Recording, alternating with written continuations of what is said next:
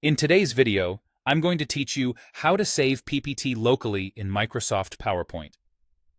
Saving a presentation directly to your computer is a simple habit that gives you full control over your files, makes them available offline, and helps you keep organized without relying on the cloud.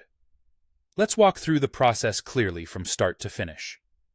First, open Microsoft PowerPoint and load the presentation you want to save. If you already have it open, you're ready to go. This can be an existing file you've been editing or a new deck you just created. Either way, the steps are the same.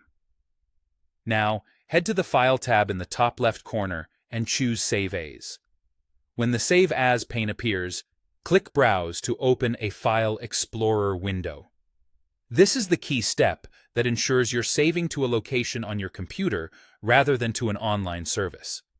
If you see options like OneDrive, make sure you select a location on this PC so the file is stored locally.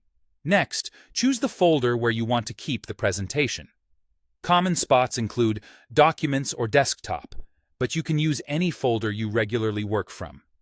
Picking a consistent location makes the file easy to find later and keeps related files together. In the File Name box, enter a clear, descriptive name for your presentation. A good file name helps you recognize the content at a glance. Avoid using special characters that some systems don't like, and consider including a short descriptor or date if that helps your workflow. Before saving, look at the Save as Type menu and make sure it's set to PowerPoint Presentation, PPTX.